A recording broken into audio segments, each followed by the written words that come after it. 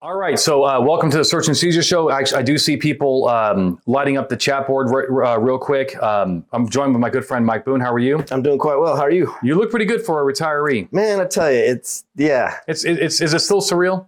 a little bit. Yeah, it's a month and a half or so, but it's good, my friend. It's good. I highly recommend it. Yeah, well, we're going to talk about your future plans also. So, guys, my name is Anthony Bandiero, attorney and senior legal instructor for Blue to Gold, and we're going to do a quick podcast here. This was kind of put on the books last minute, but we do have a lot of questions to answer. We also have some people on the chat, not as many as normally because we just put this on the books, like I think yesterday, whatever it was. So if for those who are watching live, if you have a question for us, Mike and myself, please just say, hey, I got a question. You can type your question, but preferably we'll get you on chat. Yeah, we love. I'm sorry, our microphone. We love chatting with you. That's right. All right. So actually, Sean Thompson, one of our biggest fans. I saw he Sean. He clearly has no life, by the way. I mean, by watching a show like this, you should be watching Sean Ryan or something like that. Or is it Sean Ryan, Rick? Yep. Yeah, Sean Ryan or What's that from? Sean Ryan. Mm-hmm. It's a podcaster. You know who? Yeah, you're not cool. Yeah, I'm not. See, I'm kind of cool. I will absolutely tell you I am not. Yeah. and everyone will believe that. Yeah. So what do we have here? This is actually one of your retirement gifts. Yes. From a good friend of ours. It is from a good friend of and ours. it looks very expensive. I don't know, but yeah, it's from Ireland, single malt whiskey there. Supposedly they have the water, in-house. Yeah, they make everything's is single farm origin there. So thanks. Well, look, thanks, friend. Thanks, Matt. Right. No matter what it costs, so I'm sure it wasn't cheap, but at the same time, it is really it's just a beautiful bottle. My brother many moons ago used to be a connoisseur with this kind of stuff. He got trained up. He's probably lost his edge a little bit just because he's been out of the business a little bit. We do have some. Now he's a natural light kind of guy. Some fantastic glasses here. Yeah, it is. Oh, yeah. So that's another thing that this came from John Ween, another instructor of ours, actually made this. It was a decanter plus laser edge glasses. Those are awesome, John. All right. So let's talk about the first case. This one is from.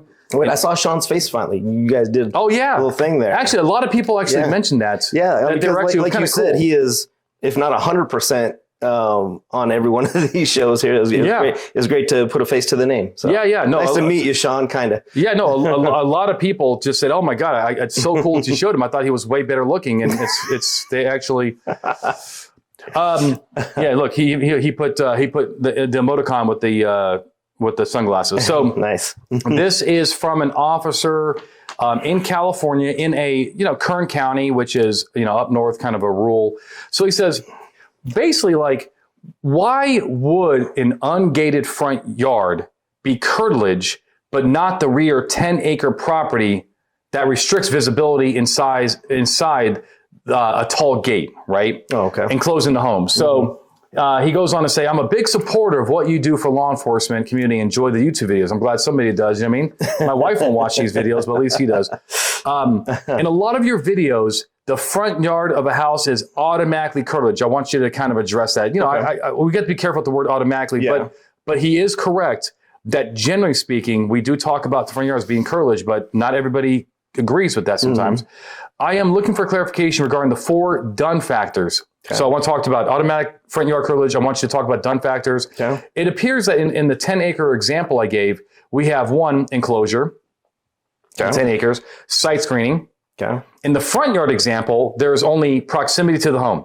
There is no site screening, enclosure, and it appears, that the backyard is even more enclosed and so forth. All right.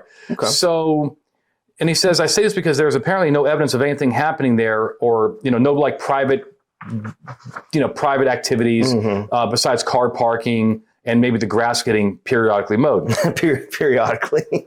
The following case was part of the reason I've been second guessing whether all front yards are curtilage. And he says, he brings up a case, which is a case that actually, quite frankly, I didn't read it because we just got this, I think today. I got it today, but I want to throw it in the mix. Okay. So the first thing, Mike, should we really just automatically think that front yards are curtilage?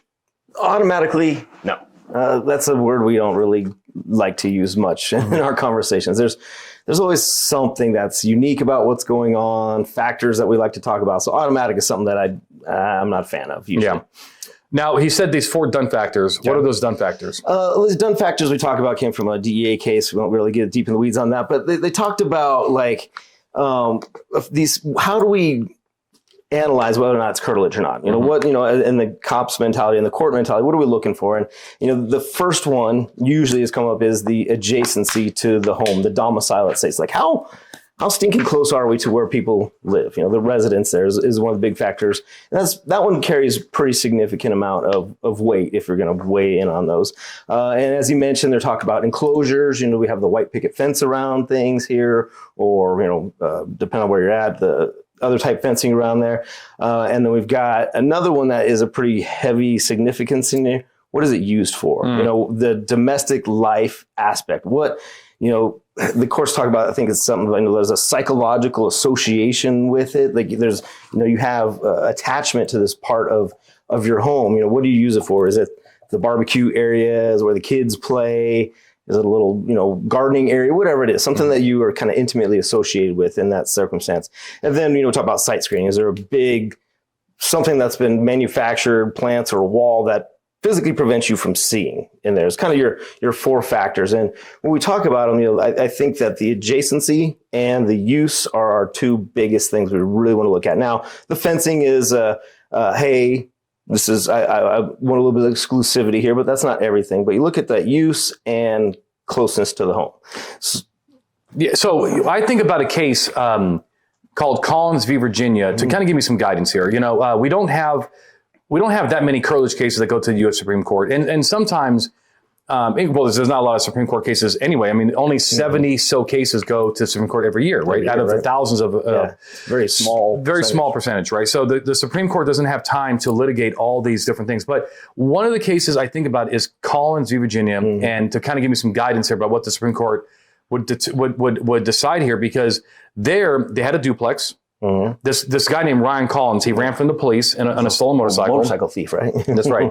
So I just want you to picture a duplex, left and a right. On the left-hand side is his house, and there's a carport.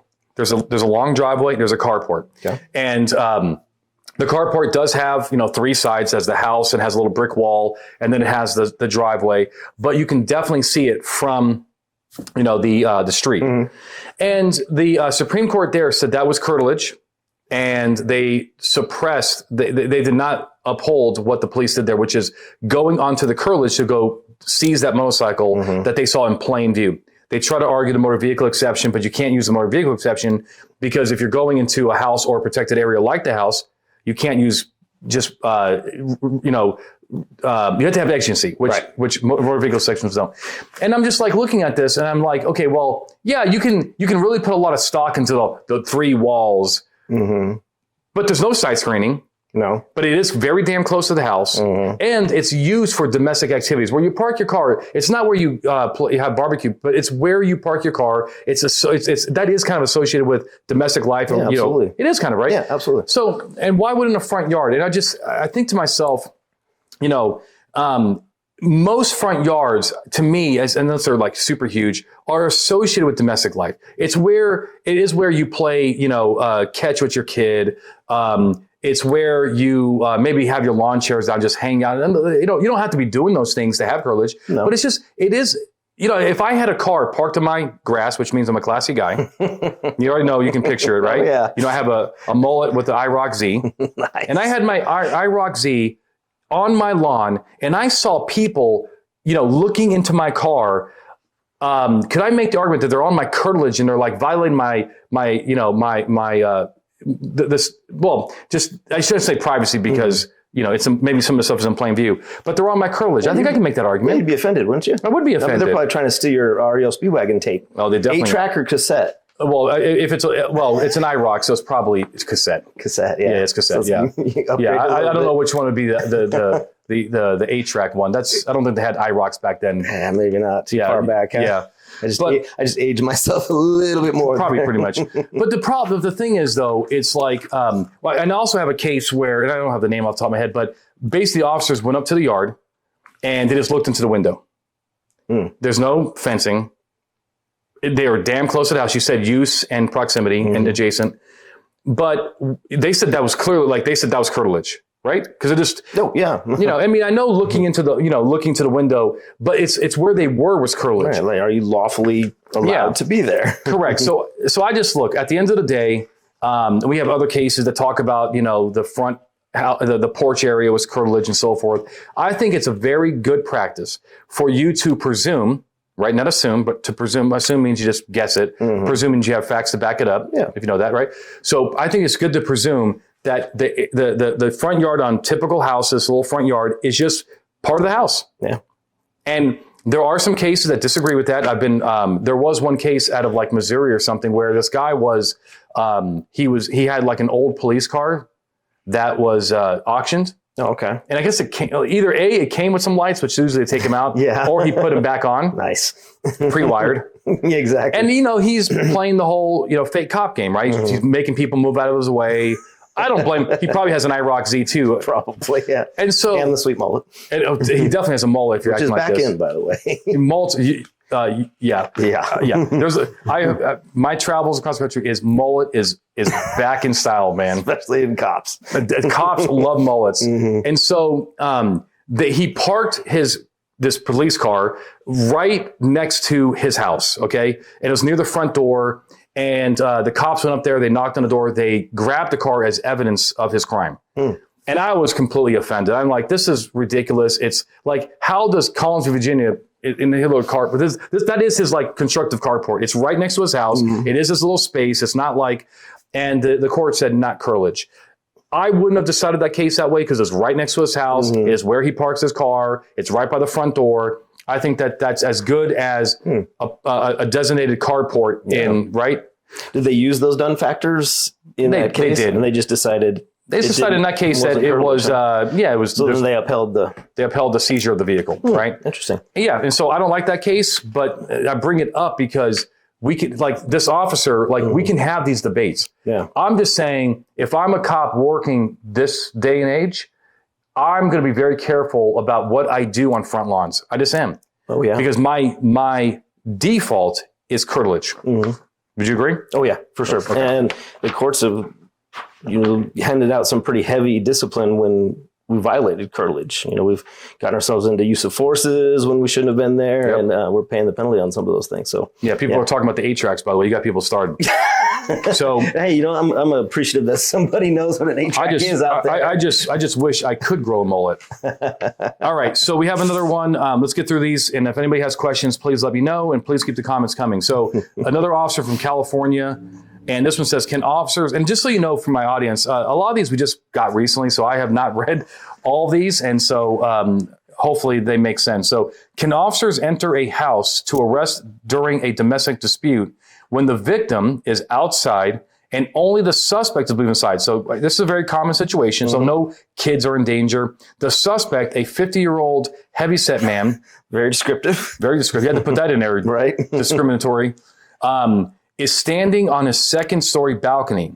He is unlikely to flee as he speaks with the officer and states they cannot enter without a warrant. Is that because he's heavy set? He's not going to flee? Totally. I mean, the victim, his wife, is outside and reports that there is a gun in the home. Change the facts, change the answer, which is kept in a downstairs bedroom. She also states that they have her permission to enter. Additionally, there is probable cause for domestic violence. Can officers enter the house? All right, let's slice this up one step at a time.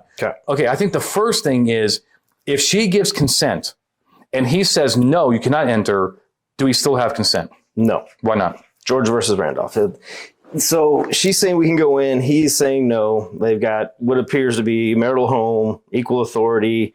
Tie goes to the no. They cancel each other out essentially, and he has the authority to keep us out of there. And he's present. And he's present. Yes. Just not in the facts, but just since we're on it, what if he was in the house? He was not at the balcony. We don't know his position on this either way. But she's like, yeah, go ahead and get him. Let's say he's on the couch. Okay. And she says, go and get him. And we okay, cool. And she even gives us the key if the door is locked. We open the door. We enter. He's on the couch. We are in the house, right, through her consent. And then he says, get out. Can we take him and go? Yeah. Why?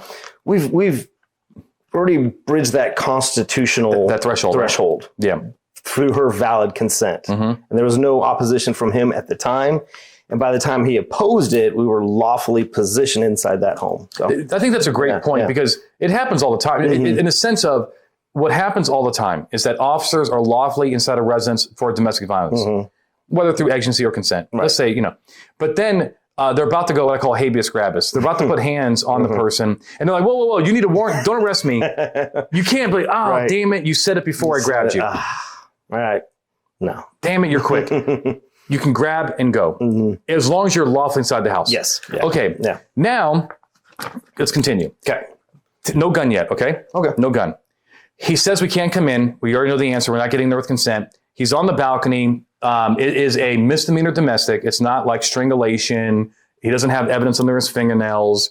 It's not something like that. Okay. Should we be going into the house and grabbing him under those facts? No. Generally speaking. Generally speaking is no. And then the question that comes up with that usually in this discussion is, well, hang on a second. My state law, my policy says this is a shall arrest. Right. So I'm just supposed to leave? Right. Well, the Constitution says yes. And into those facts. The Constitution says just because it's a shall arrest does not mean you can override the guy's rights. Doesn't mean you get to go in there and habeas grab him inside his home under those facts. Yeah. Georgia versus Randolph did mention this issue, by the way. It did talk about, I'm paraphrasing here, but the U.S. Supreme Court said that, we're not saying that, his denial of consent means that you can't investigate a domestic violence and enter the home and keep people safe and so forth. Oh, correct. Yeah. But he or she is out. Yeah. In order to go in, you are going to have to articulate exigency. Now, this is, I cannot find a lot of cases on this. I don't know if Zach Miller is here. Zach, are you here? I've not found a ton of cases on this particular issue. But, I do think that the courts are going to be receptive to the argument that, hey, the wife is like, please, I just want to go back into my home. But I don't want to get beaten, and so forth. Please protect me. It's almost as like an exigency civil standby issue. Like I call this the guardian angel logic. Like at the end of the day, if the courts say, no, you still can't go in, but yeah, she's going to go in she's going in. Okay, yeah. So she's like, well, I've got nowhere to go. I got nowhere to, yeah. What am I supposed to stay out in the cold tonight? That's right. Yeah, it's snowing out. I've got to go in my home. Correct. Yeah. I think there's going to be a lot of understanding from the courts in here to she's creating the agency. She's creating the exigency for us. Right. And like I said, kind of this guardian angel aspect here. Yep. We're preventing, we know harm has happened. We already have established that. And then going back in there again, well, it doesn't take a big leap to say that harm may happen again. I agree. I think I'm not going to make these decisions for the cops. I think that if they can slow it down, if they can just convince her, if they have, resources, yeah, it's not worth an OIS. We don't know about the gun yet, but it's not worth really a lot of use of force over this issue. If we can just slow it down, just get that warrant. Yeah, I agree. But these cops are in a tough bind where I would just say, look, if she's going in and you're like, she's like, this is BS. I can't believe it. I want to go to my home. Then I think you have to take care of business. I think so too. Now add the gun to the call. Okay. Now do we have agency? Well, let's kind of take two routes on this here. The way I'm reading this scenario, it's just, it wasn't involved. There were no threats made. She's just kind of now, hey, just so you know, there's a gun in the house here. And, it sounds like the guy is not making any threatening statements in here. It's just somewhere in the home, sounds like lawfully possessed in there. I would like a little bit more exigency, urgency in there. There was threats with the gun. I'm going to get the gun. This something other than just having the right to possess a gun in your home. All right, let me add some more facts. What if the officers asked him to say, hey, look, we're concerned about the firearm. We want to be safe here too. He has a high position, which tactically, for sure. And you say, hey, do me a favor, heavyset guy, show me that belly, show me the belly, show me your waistband. Because, he's probably wearing some shorts and he lifts up his waistband and you're like, okay, he has not had that firearm on his person. Now, where are you at on this? Even more so where I was that there's not this exigency. We're not going to kick the door in. No. And if you kick the door in, quite frankly, he's going to really be pissed and probably be kind of stand your ground type of mentality. Right. And now you're in a full blown. Yeah. And you're making an unlawful entry in that. Yeah. And what's interesting here is, talking about this high ground and this position of here. Well, if she's, hey, I'm going to my sister's. Well, it's time to pack up and go. Yeah. All right, cool. Let's go. How you getting to your sister's here? He's whatever it is. Yeah. Have a good day, sir. That's not something we need to hold and stay any longer than we need to, if she's leaving. I also, let's also be mature about this too, because even if, let's throw the gun back into the mix, okay? He's not showing his shirt. He did have time to get the gun. There's right, that. Yeah. Let's think about this. If you are like, you know what, I'm going to kick that door in because I think now he does have that gun. He's at a high position and so forth. And you have the option to retreat, right? It's safe to retreat, okay? I know cops don't like to retreat, but that's tactical reposition. There you go.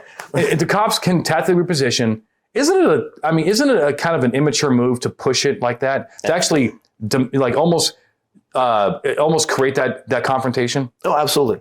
And that was always one of the conversations we used to have in my old agency, where we talked about, what these, kind of de-escalating things here, but that imminent jeopardy and preclusion factors when it comes to use of deadly force. And we talked about that. Was a tactical retreat an option? Did we need to push? And a lot of the times we don't need to push. And that would be a circumstance like this guy. I think, let's just slow this thing down, back up a little bit here. Yeah. I know it's tough. I mean, cops we're not wired that way. I get that. And it's go get, but this is one of those times we've got to have that dialogue, either if you're not seeing it and talk to each other. Hey, hold on, let's slow this thing down here. What do we need to go in there for?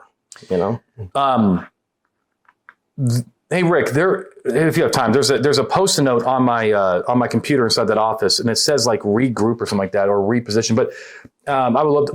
But anyway, the reason I wrote something, I think it's like regroup, whatever. But I was watching an LAPD video, and I got to tell you, I am overall a big fan of their tactics. Okay, I think they just do. They don't rush things a lot. People out there are probably like, oh my God, they totally mess things up. People have their opinions, but I just I like what they do. And I was watching this video, and they were going up to this apartment, and it was one of these like agency calls. They probably could kick the door in, but they were not tactically sound, and they just used this phrase, and it was like a train. It was like regroup. It wasn't that, but hopefully I'll grab it. But then they just backed down, and they did it the slow way, which is tactical team, SWAT. And that's what I think they should do here. Yeah. Okay. Rick is going to hook me up and give me that Post note, and hopefully, I just think I like to, and I had the impression that they were training that language. It didn't seem, Redeploy.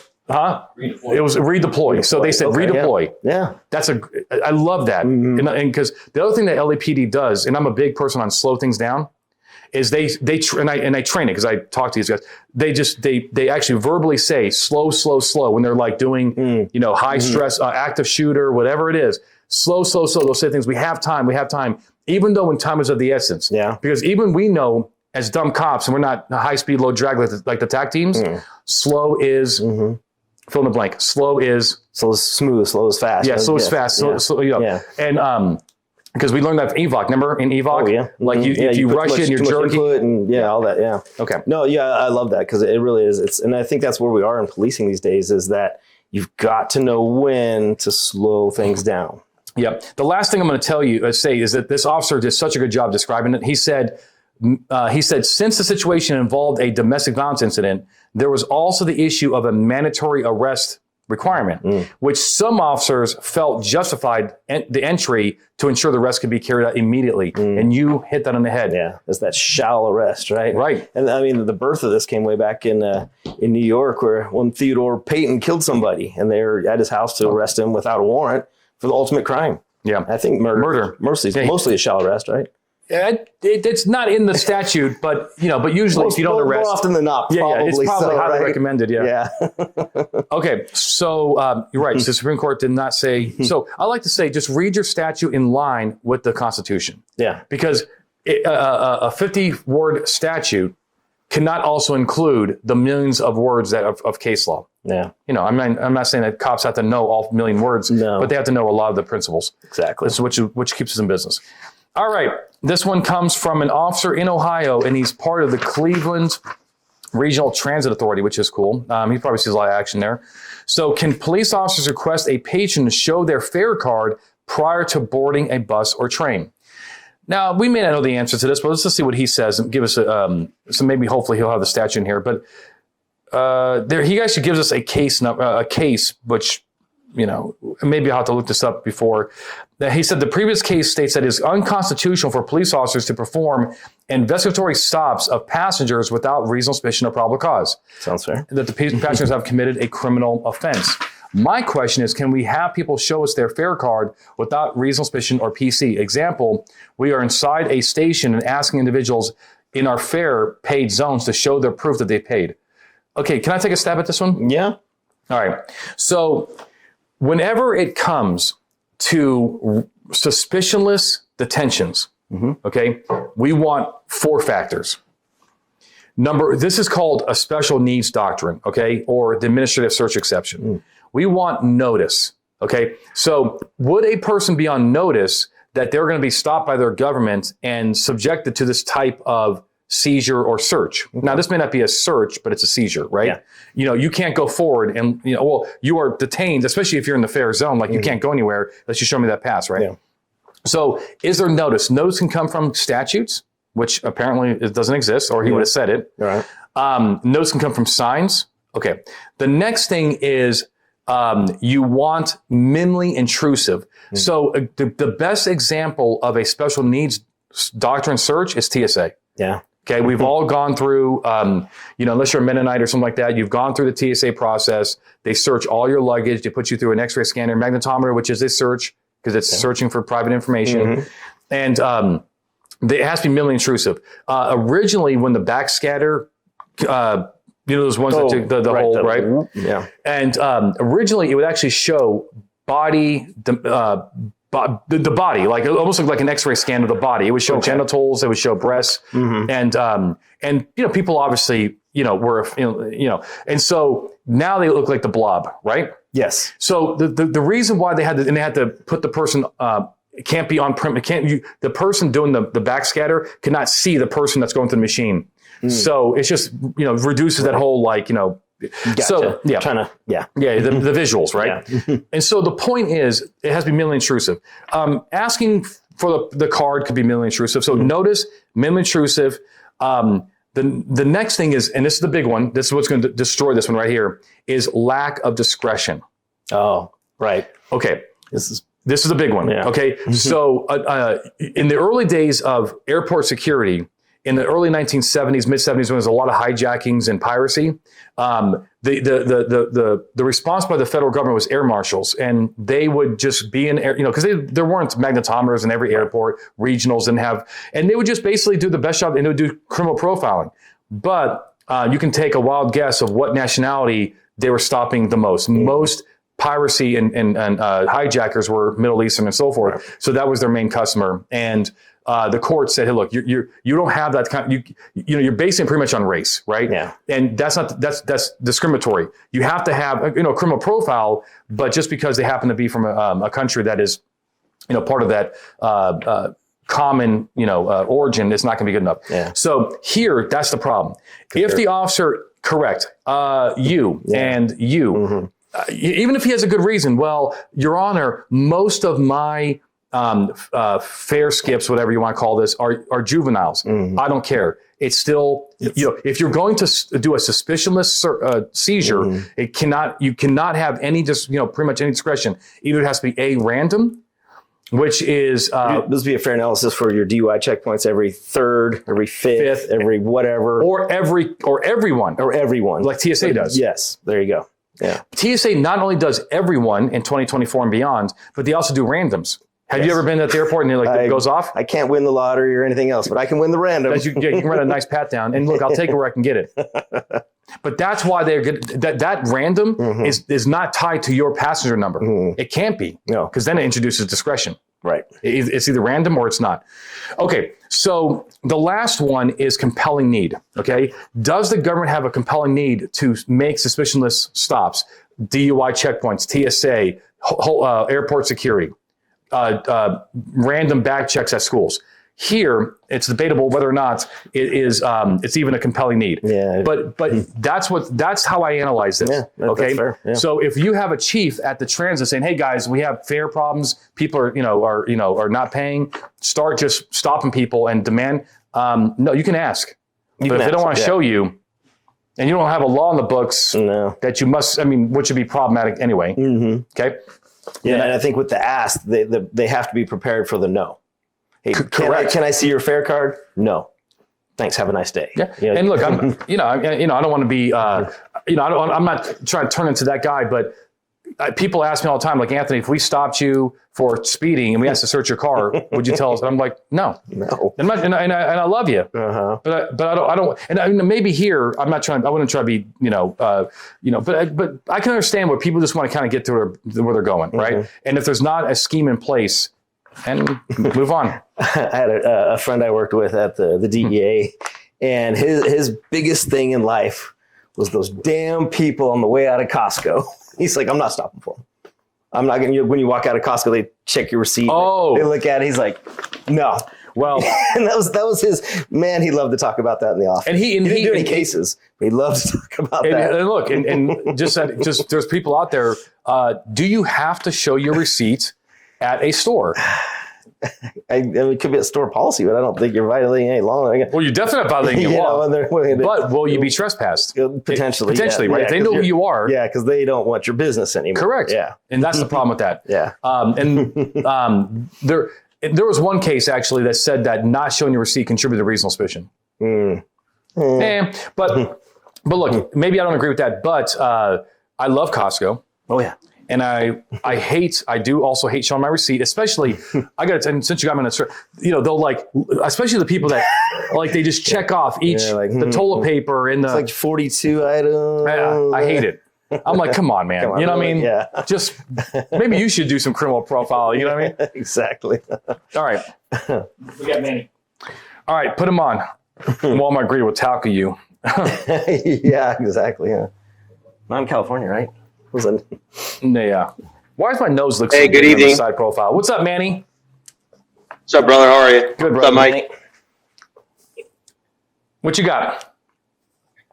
I got a long one. I got two of them, but this one, I definitely got to bring this one up because it happened today, and it's a long one, but it's just need some clarity. All right, so break it down nice and easy so we can take it, so we hope we don't miss any pieces of it, but go ahead. All right. Today, a call for service came out at a hotel. The call was that they told an occupant that's staying there he needs to leave because the day prior his hotel room was hit by narcotics, I believe it was, and I don't know, literally nothing happened out of it, but. It was a motel. Yep. It was really the Motel 6, but they changed their name. It's like something else now. Yeah. So we go out. I go out a little later, and our deputy's there already. He's getting the details. They're like, all right, well, he needs to go. They told him yesterday he had to leave. He's telling us, nah, bro, nobody told me I had to leave. But not only that, when I get on scene, he's agitated, of course. He's got 10 kids, him and his wife, and like, are living there. They have two rooms. Drugs. He has 10 kids.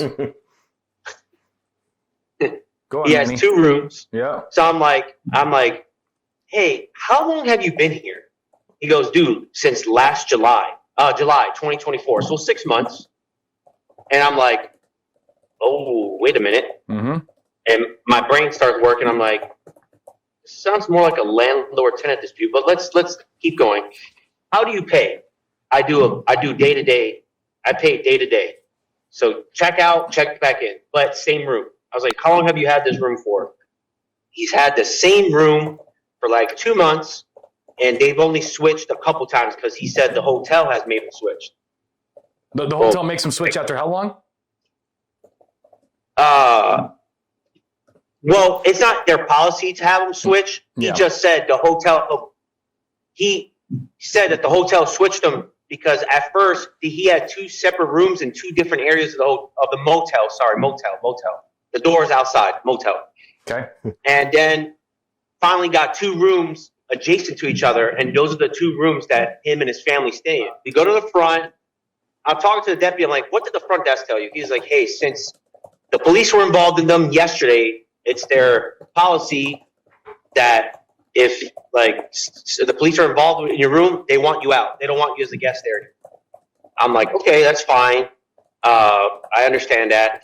Here's the problem I'm having. The problem is he's been here for almost 6 months. Yep. I believe this is a landlord-tenant dispute now because the hotel presumed, my opinion, that he lives there. He has, his room is full of stuff, his clothes, dressers, everything.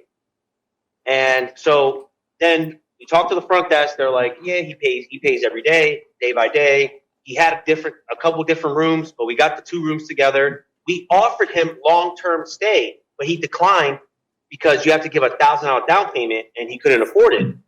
And I was like, okay.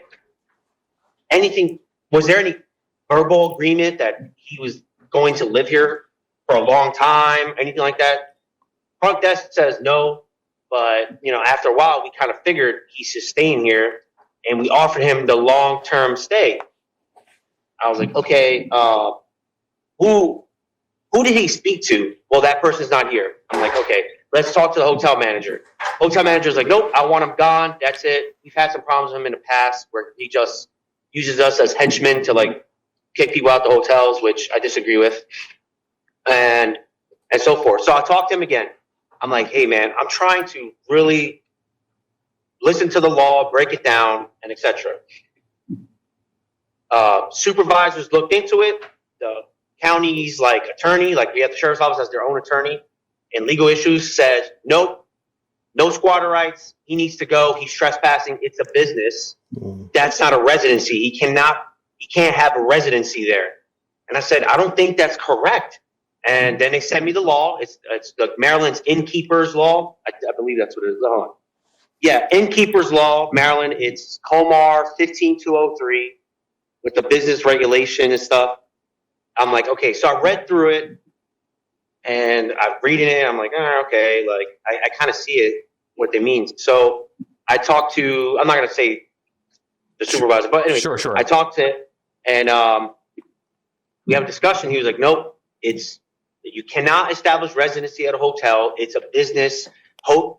The county code does not authorize that zoning for that hotel, for that place to become a residence for anybody there. The business is involved in bad practice, and they're violating the licensing agreement through the county. Therefore, it doesn't matter if someone stays for a whole year. They cannot become a resident there, regardless if they do month to month, week to week. They pay for the whole year up front. So I'm like, okay. I talked to the guy again. He's like, look, CPS even got involved. They're willing to pay, but they don't want to pay the down payment. So I just pay day to day. And I was like, okay, worst case scenario, how long do you need to go somewhere else? He goes, dude, you have to give me a day. You can't tell me I have 10 minutes to get 10 of my kids and all my stuff out of my room. I'm like, look, that wasn't me. I don't know who said that. That wasn't me. I'm trying to work with you. I'm trying to work with the owner of the hotel. It's not reasonable at all. You need a good amount of time to do this. So then we all on the side, we're in the huddle. My argument, and maybe it's my heart involved too. I'm saying I believe this is a landlord-tenant dispute. He has established residency. There's some type of oral agreement that the hotel offering him long-term lease is the hotel saying, hey, you are pretty much a resident here. Let's just offer you a long-term lease so it's a little bit cheaper. That's how I perceived it as. Right. The guy also kind of perceived it that way as well. Well, apparently I was wrong. I mean, he's going to leave tomorrow, but apparently based on the innkeeper's law, a hotel cannot become residency. Therefore, he does not establish residency because it's a business. So I don't know if you want to look into the innkeeper's law just to get some clarity on it. And let's get back to me. Well, look, I can always do that too, but I will tell you that I just did a search just on this issue because let's just start off. I have always taught that you got to be very careful here. There's a couple issues here, Manny. Number one is, under the Fourth Amendment, the person, when it comes to if you're going to criminally charge this person, right? Let's say we just, hey, they want you out. I ain't leaving. Yes, you are. And you just walk into the person's room and, you find drugs in plain view, right? And then I've always stated that at some point they can establish such a reasonable limitation of privacy that it's similar to a house. Okay, they've lived there for 6 months. The expectation was that this was indefinite. This is their home. Also, you are in Maryland. Let's not, I don't care if you're in Maryland or Texas, but judges in Maryland, especially, are going to be very receptive to the, this argument that, that we don't want to, we want to treat them fairly. I mean, this is where they live. I mean, you have a lot of judges that just are concerned that we don't want to trample on their rights too. I mean, if, so there's that issue. The other issue is that a lot of states do have a 30-day rule, right? Manny, like Illinois, California, Nevada, and several others have a 30-day rule. I have not seen that in here, okay? But the last thing is there's case law about tenancy issues. Now, I can tell you, Manny, that when I went to law school and I was taking my property classes, this issue came up, and the reason I bring this up, it can be very complicated. It's very complicated. People make their whole professional lives as lawyers dealing with landlord-tenant issues and make very good money on it, because when you violate that landlord-tenant relationship, you can be on the hook for a lot of money, because kicking a person on the street unlawfully results in a lot of damages. We don't want to create homelessness. It creates homelessness. Yeah. There's a public policy against. That's why these tenant laws exist. So a lot of states, including yours, has various doctrines that will come into play and say, even though this doesn't, fall strictly under, it doesn't say in statute that this person is a tenant of the hotel, of the Motel 7, they still are under various doctrines. The first one is tenant at will. This is way past the scope of this podcast, but I'm telling you, as a police officer, listen carefully, okay? You have to be very careful. If you're very cavalier about this whole thing, oh man, they've been here for 6 months, but this is a day-by-day thing, and they're not a tenant. Just get them the hell out of here. If you're cavalier about this thing, you're not thinking this through, and you're not really thinking about the big picture here, you can get really burned. So states have tenancy at will, which is, hey, my friend can stay here to get back on his feet. That creates tenancy. That's not Cousin Eddie coming for Christmas. Now, your state has something called implied tenancy, and there's case law on this. Also, so that's the logic here. Have they created an implied tenancy? But also, Manny, I will tell you that I just pulled up 2 law firms, and they make it their specialty to sue when people have violated this implied tenancy rules. And I don't know all the cases. I have to do a lot of research, but it tells me there are lawyers in Maryland looking for these opportunities. So there's something here. It says clearly here, okay, that a person in a hotel can create tenancy by expectations, by longevity, by whatever, right? Payment of rent, Man, I think you made a good point in the fact that the motel themselves is trying to offer him a longevity benefit for staying X amount of time. That they are also agreeing that you're gonna be here for a while. It's not. Look, I'm cool. Like, trust me. When there are a lot of cops out there that they want to simplify this as much as possible, because they need some bright line rules. We're not divorce attorneys, even though some cops should be there for some because they've been through enough of them. We're not landlord-tenant experts. We're just trying to do the best job we can out there. But this is one of those situations where you can get really burned by putting a father. Look, I know he's a drug dealer, okay? But at the end of the day, he's a father with 10 freaking kids, okay? You kick them out on the street, and then some law firm called Pendergraft Firm in Greenbelt, Maryland, is going to pick up your case, and they're saying here that a landlord-tenant relationship can exist with a hotel guest. They're going to pick up the case, and they're going to say, Your Honor, 10, 11 people, I don't know if the wife is involved, but 11 people just got put on the street, okay, in the snow, because they lived there for 6 months, and the cop did not want to get eviction, tell these people to get eviction orders. Yeah. So, look, at the end of the day, I do not have your black and white answer, because this is not my forte. However, I am passionate about this, that maybe this is one of those cases where the cop just says, you know what? There's enough here for me to say, Motel 7, you can create this too. You let this person stay here for this long, get eviction orders, give it to the constables, wherever you have in Maryland. Yeah. What else you got? Hey, I sometimes do overtime at the jail, at the correctional facility. And what the overtime there is we are used to transport inmates at the jail to their court hearings. So, like either, for their court case, their hearing, bail hearing, or whatever. Is that what you call easy money? Yeah, it's cake. I'd rather work OT there than work patrol 16 hours or 24 hours, whatever. Totally. Anyways, so I think I know the answer, but a lot of these inmates talk to us and they tell us about their case. Mm-hmm. And, I just shoot the shit with them because, rapport building and stuff. Totally, yeah. And some of the, and they're talking, some of them are like, some of the things they're saying are like, that's pretty incriminating. Like, holy crap. And then I just go along with it. Like, yeah. I mean, I don't do anything with it. I have yet to do anything with it. But like, oh, so you did do that? Like, yeah, man. But I'm trying to fight it. This, that, and the third. That's not what I did. I actually did this instead. And I'm just hearing them, and we're just talking. And in my head, I'm like, well, if this is critical for a case, and he is just talking to me, and he thinks I am a correctional deputy and not an actual patrol deputy, can that be used in court, or me continually talking to him? Is that like incriminating, and is he incriminating himself under Miranda? If that makes sense. I don't know if my question came out clear. No, I don't know exactly what you mean. Mm-hmm. That is a very interesting question. I'd say initially they're probably striking up the conversation, right, man? They're just like, hey, just kind of almost like spontaneous utterance. They're just telling you a little bit about themselves or talking about some stuff there, right? But I think the analysis would be, if you follow up with it, are your questions designed to elicit and did you kill her? Yeah, but are they in arrest-like custody? I mean, they're in jail, they're being transported, handcuffed, being transported, so probably. Okay, so all right. So look, So the first thing, the easiest way to handle this is that just having a conversation, rapport building with the person. I mean, hey, what are you in for? I guess is that's not necessarily incriminating. No, because it's a status thing. It's a booking question. Yeah, we're chatting. Yeah, but if they're like, I mean, I really did some bad things in my life, and then they're like, like what?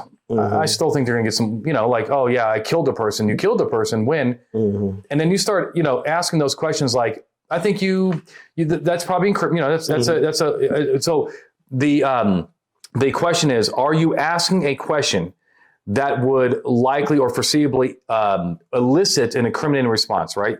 Yeah. Yeah.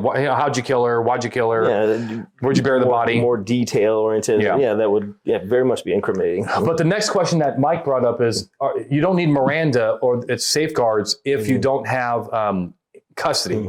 Now, custody, you might think, well, Anthony, you're an idiot for even talking. They're in custody in the back of a friggin' transport van. Yeah, but what are their conditions? Are they short time in jail, or this is where they live forever? That's right, for the foreseeable future. So a jail can become their residence, right? Just like the Motel 7 can become a person's residence, right? Yeah. So so you would need to analyze this, Manny. But the question is that suspect or that inmate, is he there? First of all, if he's post-conviction, would it be post-conviction or pre-conviction? Are they all pre-conviction? Yeah, pre-conviction, correct. Okay, so the question is, if they're pre-conviction, is that their home? Like, are they not released on bail and so forth? The answer is, the better argument is that they are pre-conviction. You got to be very careful because the law, we lean on the side of caution here. But pre-conviction is, are they there for a while? Like, is that their residence now? Like, versus the guy who's just waiting for bail, or the guy who just got booked in last night and is going to jail or going to court for an arraignment. He's not. That's not his residence. But if he's there, and he's not going to be released, the better argument that I would make is that is not Miranda custody. Miranda custody has a certain definition from Behealer, which is the Supreme Court case, and the Supreme Court would probably say that that's their residence. Yeah. And they're probably not in custody. Now, let me ask you this, Anthony. So, okay, let's say the jail is their residence, right? Does transporting them now, so you got to bring them down, put them in shackles, correct, put them in, whatever, restrict movement, more confining to transport to jail? Do you think that becomes part of the discussion? It definitely becomes part of the discussion, but whether or not it works I think that's Shaster. But anyway, the Supreme Court case there is that the way you look at those issues is is that level of confinement, is that more than the typical for them? Normal, yeah. So in Shasta, again, I wish somebody, Sean, maybe back me up on this. This is the case where the guy was taught, he was basically confessed about a rape or something of a child, or killing a child, whatever it was, years. He was already convicted. He was in prison, and the Supreme Court said that being taken in handcuffs to the conference or the interrogation room, the fact that the door was closed, you can't even get out without asking permission. All those things were in line with the level of confinement that he was used to. So it really wasn't upping his. It wasn't like arrest like custody. Wasn't, yeah. So. That's the answer there, Manny, is that if everything is normally how he's treated, he normally goes in shackles and vans. That's part of his process, which it is. You should. That's not gonna be a deal killer. All right. Can I just say one more thing? At the end of the day, too, quite frankly, I say just do it because it is kind of murky anyway. I mean, I don't really see a lot of COs that are like driving to the hospital and they're like, oh man, you want to talk about your case? Hey, hold on. You have the right to remain silent. Oh shit, I almost had a red light. You have the right to just have a conversation with these guys, and you're not violating any rights unless it's used against them in the case in chief. Yeah, testimonial. And testimony only in the case in chief. So you can still tell the prosecutor, hey, this guy just confessed. They can use it for impeachment. They can use it to chase down evidence. If he says, yeah, I ditched a gun at my cousin's house, they can go get a warrant based on that. It doesn't violate their rights on that. Right. So if you're just unsure, I say, talk to them, and go from there. Or just be a good ear. Let them. Or even better, if you're a good ear and you're not asking any questions, there's no issue at all. There you go. All right, Manny, never call us again because your questions are the most complicated questions, and you really make me work, man. Lose my number. Good stuff, Manny. Damn, man, for real? All right. Hey, whoa. The guy's been here for months. He knows my humor, and now he takes it personal. I'm just kidding. All right, now you're kidding. Now, see, I took it personal. Yeah. Huh? All right. Hey, you weren't there last week, but I suggested in the webinar, the Search Seizure show, I was like, hey, we have all these conferences, like the National Interdiction Conference and the DUI conference. I was like, why doesn't Blue to go do a Fourth Amendment conference? Yeah, exactly. And just have all these instructors come and so okay, go do this, Manny. You ready? Sure. Type in your web browser. Okay. Do you have a web browser? I mean, I'm sorry. Do you I'm access the internet right now? I'm in my car right now. Okay. When you get a chance, type in 4aconference.com and see what website that goes to. 4aconference.com. Type in it right now. Fourth Amendment, right? 4aconference.com. Hey, Sean, type in 4aconference.com. What website does that go to? Yeah, I forgot. Yeah, Manny, when Zach and I are on the show here talking about. So all I got to tell you is, my friends, great minds think alike. And it's on my radar, so it's coming. Yeah. And what did we say? Hawaii? Okay, I see it. That's blue to gold, right? Yes, sir. Yes. So it's there. I bought it. It's in a holding pattern because, I put a lot of stuff on Rick's plate, but we are going to have that coming up ASAP, which doesn't mean in a few months.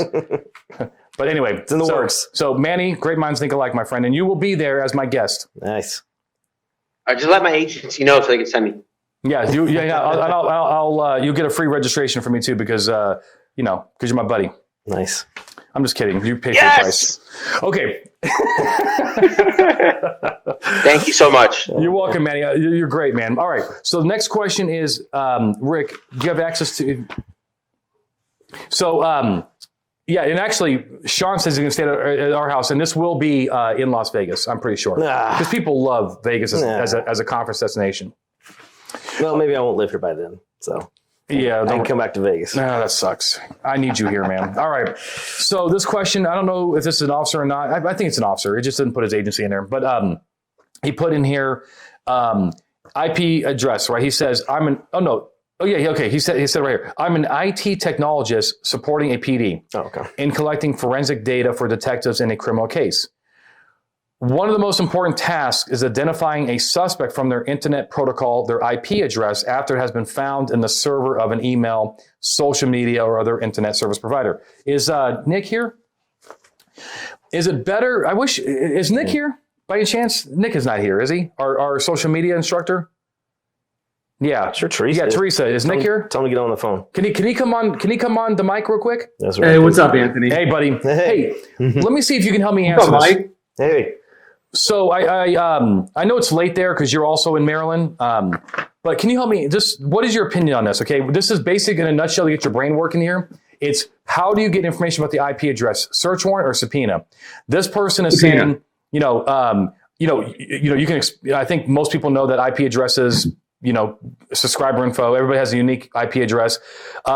Is it better to identify this by getting a search warrant to seize business records or via a subpoena demanding the records be produced? We've done the former. We've done subpoenas with some success, but waiting through the seized materials. I'm sorry. He said the former. He said, basically we got a search warrant, with some success, but waiting through the seized materials is time consuming. He says a subpoena makes the target do the work. I didn't think about this, by the way. Assuming the target is not involved in a criminal activity. Okay. So what do you have an opinion on this? Like getting a search warrant or subpoena to get the subscriber info? So first of all, let's just make sure that people understand that Nick is the guru of social media. The guy teaches a phenomenal class about social media investigations. I'm not necessarily sure this is in your wheelhouse, Nick, but you can tell me if it's not. But imagine I'm in your class, okay? And I say, professor, why not call him professor, right? I like it. Professor, if I have the IP address, right? So I got a, whatever, IP address from an email, whatever. How should I get the subscriber info? Should I? Just a subpoena. Thank you. So what you would do Go ahead. is we have the IP address. You could go to a website such as ipgeolocation.com. Just off the top of my head, I think that might be a good one. Mm-hmm. It will then give you the internet carrier. So, for instance, we'll say it comes back to Verizon Wireless. Yep. So then you're going to subpoena that IP address at that particular time that was registered to that customer for the registration records, if that makes sense. No, it makes total sense. So you find out who the provider is first, and then you send them a subpoena. Yep. And one spot where you can go to get how, who, and where to send these subpoenas would be search.org/ give me 1 second here. If you go to the search.org, you can go there and it'll give you a drop-down menu. You select whatever company you're looking for. For instance, the internet carrier company, and it'll tell you who, where, and how to serve that internet company with legal process. That's awesome. So don't do your search warrant, which, by the way, as an attorney, I totally agree with what you just said. Search warrant is overkill for this. There is no right of privacy for these records, right, Nick? I mean, it's business records. I believe so. You're just looking for the basic registration information for the account. You would get a search warrant if there was any sort of like private messages and stuff, which would tie back to but not the social subscriber media info. account. Right. And subpoenas are easy. They're lightweight. You can send them as a matter of routine for your investigation. Yep. Okay. Now, it's my opinion, Nick, that you are the best social media investigator in the country. Am I right about that? I don't know about that, but I appreciate the kind words. I'll agree. Well, look, so here, that's actually the right answer, by the way, because your fans are allowed to say you're the best, but when you're the actual, just say, look, I appreciate your opinion. Right. You take it with humility like he does. There you go. Now, also, I guess my bigger point is that your training class, your full-blown training course is you have to be a law enforcement official. Can a prosecutor take your class as well? A prosecutor can, absolutely. Okay, so you have to have government creds, but your class is on demand at buddhagold.com, right? That's correct. Yes, sir. Teresa, let's make sure that we get the link in the description so when we put this on YouTube, people can actually go to Nick's class and check it out. So, Nick, I appreciate you. Sorry to get you off the couch this late at night, but you're awesome. It's all good. Thank you guys so much, and happy holidays. Happy holidays. Take care. Good talking to you. Next question. I actually like this one. This is from a cop in Florida. If you ask an incriminating question and later, you realize you get an answer, but you realize, oh man, Oh, I shit. messed up. Yeah, whoops. I didn't actually read Miranda, or maybe I messed up and didn't give a waiver. Can we fix that? Yeah. How? Reading this, it was clearly not intentional. Mm-hmm. There was no malice behind this. I'm not trying to get around Miranda, trying to get somebody to Soften him up. trying to soften them up. And there's interview techniques out there, interrogation techniques, and whatever. Yeah. But in this here, it sounds like it was a mistake. They were speaking with this person, and then they asked a question like, "Oh, wait a second here. This is a Miranda type situation. I've got arrest like cussy." That question was incriminating, and they know I'm a police officer. And so I said yes. And we're talking about being able to maybe cleanse it or clean it up a little bit in here, as long as it's not intentional. And some of the things that are looked at, maybe a little bit of time goes by. I'd say being forthcoming with this person. Hey, I asked you this question here before. Just so you know, this was, a situation where you need to be provided your Miranda rights before I was asked that question. You can talk about maybe a little time lapse, like we said, another officer, another location. There's things that we can build in to try to clean this up. And if we do have this Miranda violation, whatever information we glean from that there, let our prosecutors know too, like, hey, we screwed this up here. This is what this said. Here's what I did to try to fix it on the back end. And again, that person might say, hey, you know what? I understand that. I'm willing to still speak with you. Or they might say, hey, you're bad. And they might just climb up on you. But be forthcoming with it and try to clean it up. Yeah, look, and at the same time, as I said before, just do it. I mean, do the best job you can. Try to fix it. And we can deal with it in court. Because at the end of the day, the worst case scenario is we can't use it what's called in our case in chief, which is we cannot present it as evidence on behalf of the state, but we can use it for impeachment. He says, the person says, I was at the crime scene. I did it. I lost my cool. Then the lawyer learns that we're not going to use it because there's a minor violation. And so they start saying, ladies and gentlemen of the jury, my client wasn't even in town. Right? He was in Omaha. Then what we can do is say, well, actually, you're lying. Because on the day of this incident, they, there you go. But like you said, let your prosecutors know. If there's an issue with it, let them know so they can get ahead of it, so they're aware that there's issues with it. So, yeah, for sure. Okay. All right. We are going to get I got to phone a friend on this one. So, Amanda. Let's see if Amanda... Ooh. Man, we got Sean, Amanda. Well, Amanda's not on the webinar, so let's see. Hello. Hey, how are you? Good. How are you? All right, so you're live on the webinar, and so for those who do not know, this is Amanda. She's a Kansas police officer, and she does a lot of search and seizure instruction in Kansas. Now, I'm not going to put any pressure on you. This is kind of a unique question involving juveniles. Okay, so the question is, so let's see here. We had a third-party caller inform us that a runaway juvenile from another county was at a home in our city. We located the juvenile, and he was also a suspect in a burglary case we were working. He was interviewed after bringing him back to, let me switch my page here, to the station, and the state was not notified of the questioning. They were advised he had been picked up. So I guess, I don't know how that works, who the state is, but I guess CPS type deal. But I guess the question is, can you question and interrogate a juvenile suspect who's in custody without a guardian present? Do you know the answer to that?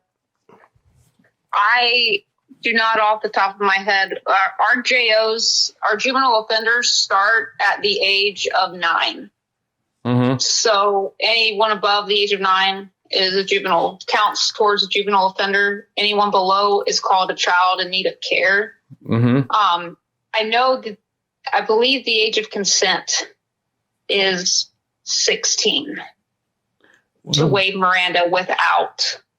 Okay, so at this point, we're thinking that what we're thinking here is that if you're over 16 or over, you can waive Miranda without a guardian. But if you're between 9 and 16, you probably need a guardian to be notified. Is that what you think the law is in Kansas? I get them confused. It's either 14 or 16. Okay. I am off the top of my head. I do not know. Hey, Amanda, because I wasn't sure on this when I looked real quick on the way over here today. I think it's 14. is your Kansas. 14. Yeah, I believe so. Yes, is up for Kansas. I'm sorry. I thought I didn't. Good. You did some research for this. That's good. Well, yes, yeah, because again, I wasn't familiar with it. I was And looking to see Willie it and Willie on specific. our chat is also saying it's 14 in 14 Kansas. in Kansas. So okay, so Perfect. good. Okay, so excellent job. So we're saying here if they're 14 or over, which they Doesn't say specifically, I don't think. if they're 14 or over, we can just read the Miranda, get a valid waiver. Mm-hmm. We do want to make sure we do cross our T's and dot our I's on this because juveniles are always going to be more litigated for their confessions. But we can get a confession without their guardian present. Correct. I know a lot of places add that. Do you wish a parent or guardian to be present during questioning? This is a matter of maybe a safeguard. As a safeguard, it's a but Miranda light. Do you need it? No. Okay. Yeah. Okay, cool. All right, Amanda, thank you for coming on air. Let's get through these. So this one is from Tennessee. Mm-hmm. Can you search a vehicle based on the smell of marijuana when it is parked in the driveway or front yard of a residence? I like the stipulation there, driveway or the Front yard, because that is often the same thing in Tennessee. Yeah, exactly. You know what I mean? It's a multi-use piece of. A recent debate came up between officers in reference to a vehicle being parked in a driveway to a house or in the front yard of the house. Again, I love it. Mm-hmm. Officers notice it is occupied and make consensual contact with the occupant. Subsequently, smelling the odor of marijuana emitting from the vehicle, is a search of the vehicle permitted, or is it a violation of the curtilage issue?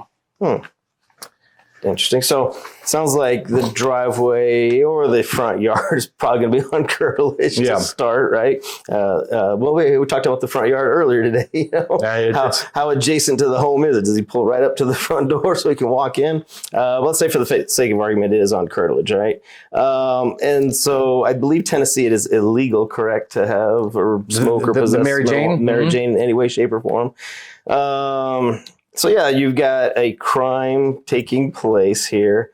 They're on your curtilage here. Make consensual contact. So yeah, is there something that bringing you to the issue? Yeah, there's something that's a crime occurring that's bringing you to what's going on. I think that we can presume that. I think that let's say that this is a good old fashioned knock and talk. Sure, it's curtilage. You're right. But they're in their car, hanging out, listening to music. I definitely do not teach it. You can't go up to the car, even if it's on the front yard. That seems like an approachable place for a neighbor or Girl Scouts to be like, Or how if are you he's doing? parking in the front yard, that's where you access it, or you bring your Sure. I friends have to, no for problem sure. with that so far. Yeah. So now you smell the marijuana. I smell the And we marijuana. say, get out. We're searching the vehicle. Well, you're going to have to articulate exigency in that, because we talked about Collins before and doing a warrantless automobile search on curtilage, and with Collins, it's going to be a no. But there was no exigency in Collins, and when we do our automobile searches, there's no inherent exigency that the courts are looking for. But I would say your exigency here is there going to be some destruction of evidence inside that car that you could say, hey, this guy's going to destroy the marijuana or whatever. We're going to lose our evidence that we have from the smell, the observations we have, probable cause that exists in there. There's some underlying now or never type component there. Totally agree. Absolutely. And I know it seems kind of weird, but we know from a case called Florida versus Hardinas, Like the home itself, huh? curtilage is treated like the home itself. So let's just, easy math. Let's apply all the rules that we do for homes to curtilage. If it is curtilage, which I think it is, I think so, yeah. imagine I'm inside your house for consent. Okay. I'm inside your house. Okay. And I know you don't do any narcotics. But let's say that for the sake of argument, you are a marijuana smoker. Okay. So I'm in your house consensually, and I smell the odor of raw marijuana, and you live in a state where it's illegal. And I say, Mr. Boone, have a seat on the couch. I'm searching your house for marijuana. Do you think that's lawful? No. Correct. All right. So how am I getting into your car then in the front yard? That's good. I think you're going to have to show that evidence is going to be destroyed now. Right.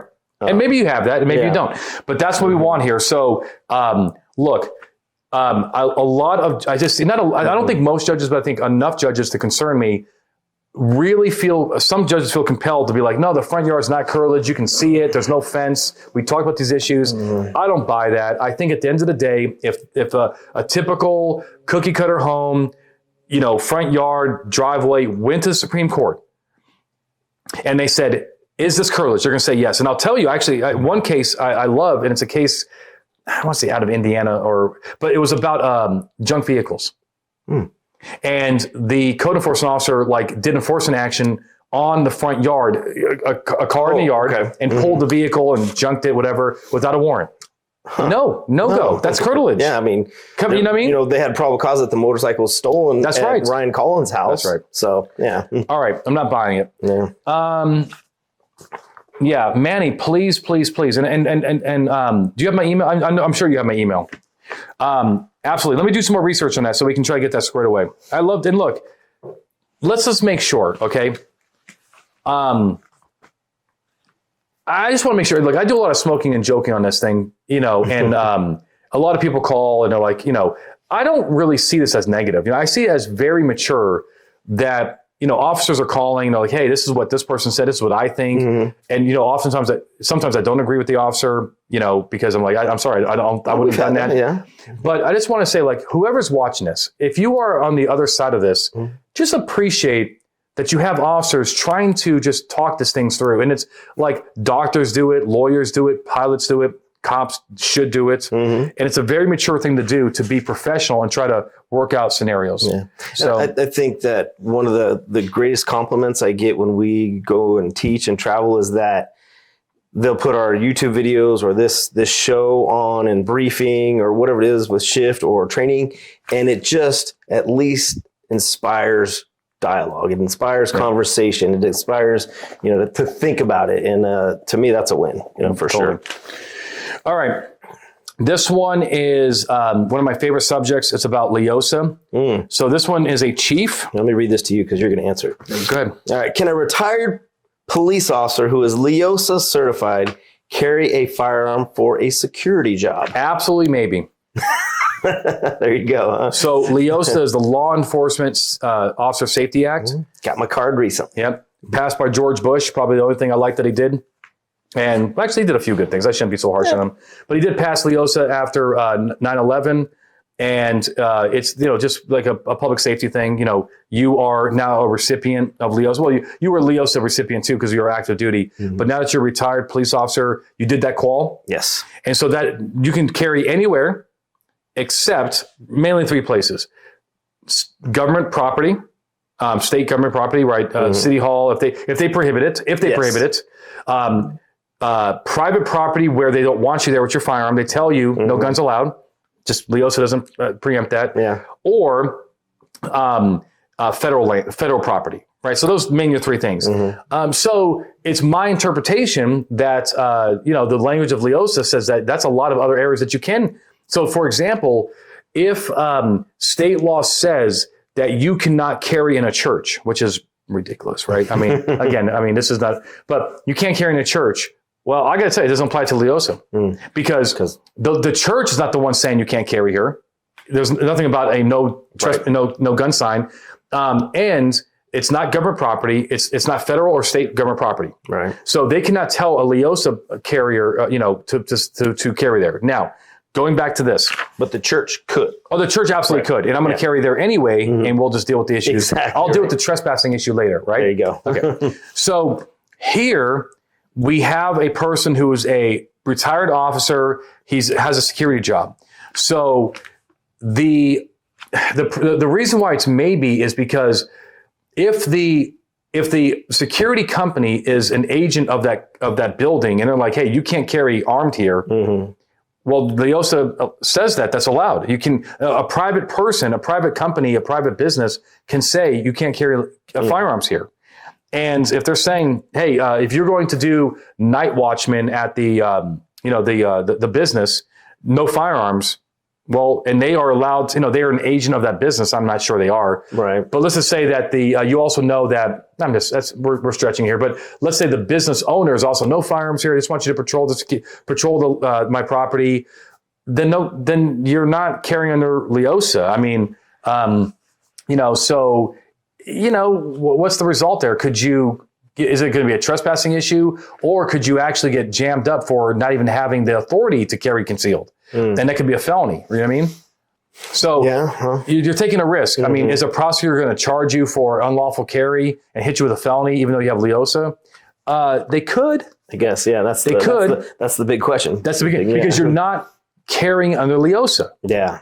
So now you're under normal rules. That's right. Yeah. And now there is look, so there is this issue though, is that, you know, a lot of people that are smarter than me believe that unless you've been told specifically, like, let's say I go to Walmart, okay? Oh, I'm sorry, Target. Yes. Come on. There's Anthony Bandiero we're talking about here. And it says no firearms allowed.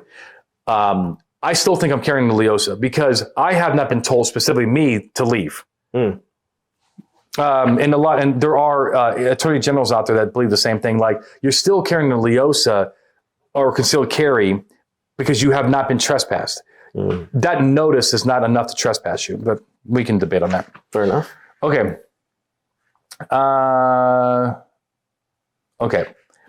Okay, so what's the next one here? We have one from California. So, oh, look, another, man, curtilage is a hot topic. Oh, yeah, it is, huh? Can a hit-and-run suspect vehicle be towed from a driveway? The witness, the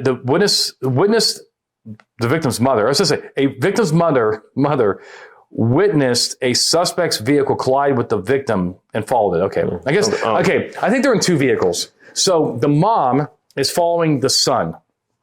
And she sees her son get hit by the suspect. Okay, that's what I think is going on here. All right. She follows the suspect and maintaining a visual to the driveway of a residence in the city limits.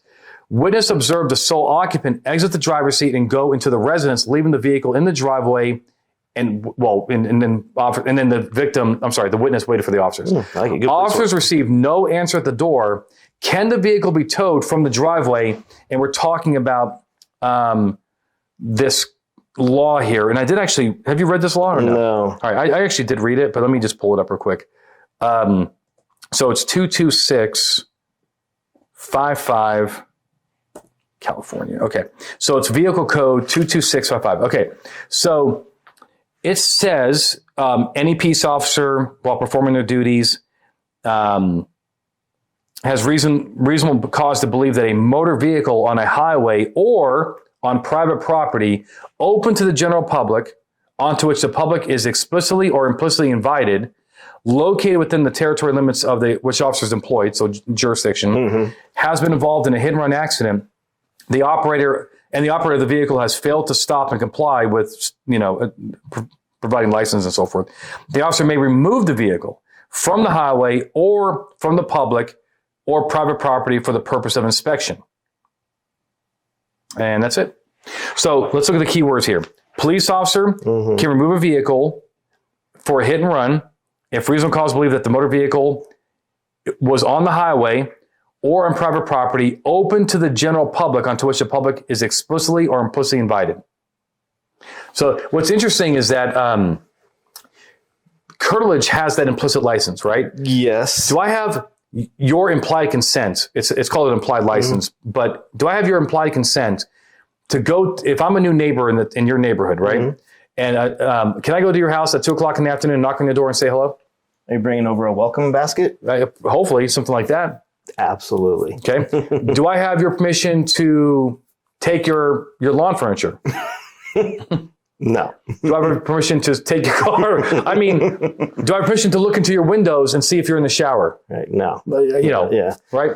I mean, in other words, is there some limits to my implied license? Absolutely. And there is that implied license. The Girl Scouts, come on over, right? Okay. So if you're a hit and run suspect, now, so far you've been a pot smoker and my gosh, you are a bad dude. I've been busy my month and a half of retirement.